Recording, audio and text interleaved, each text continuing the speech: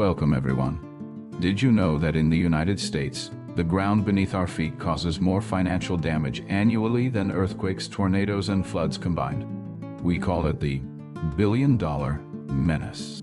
This crisis is heavily concentrated right here in Texas. While a hurricane is a sudden disaster, expansive soils are a slow-motion earthquake, silently tearing homes apart from the bottom up. It is the single most significant geological threat to residential infrastructure in the Lone Star State. So, what is the culprit? It's the exact same microscopic villain we analyzed in our Tiny Titans lecture, monorillenite clay.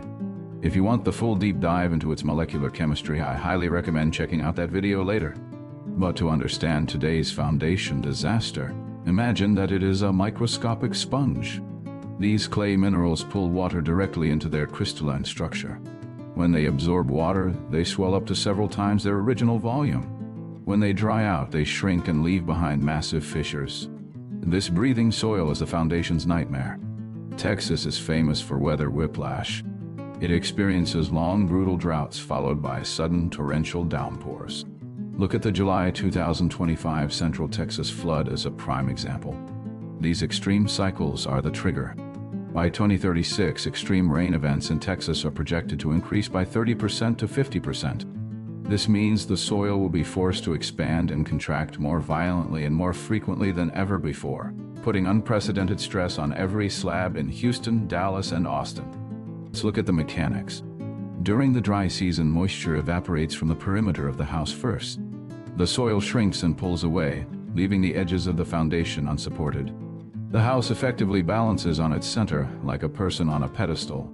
This is called center heave. Because the edges drop, the house bends into a frown shape, creating tension cracks at the top of your walls and near the ceiling.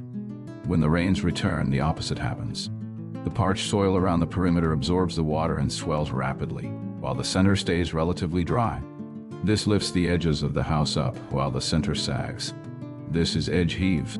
Now the house bends into a smile shape.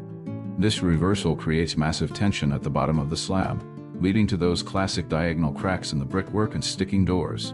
The victim here is the standard slab-on-grade foundation. These are typically rigid concrete rafts. But concrete is strong in compression and weak in tension. It is not designed to be a flexible noodle that can handle these alternating bending moments. When the soil moves unevenly, it causes differential settlement. The slab simply cannot withstand this tension and it snaps. This isn't just a cosmetic issue. It's a structural failure that can compromise the entire home's integrity. The financial impact is staggering, with Texas homeowners spending billions on foundation repairs every decade. As we look toward 2036, the frequency of these climate events will only increase.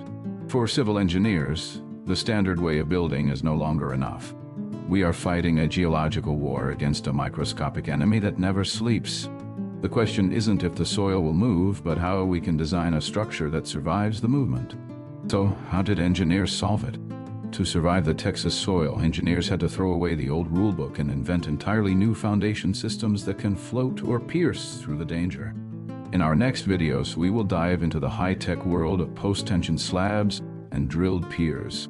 Don't let your foundation be the next victim. See you in the next lecture.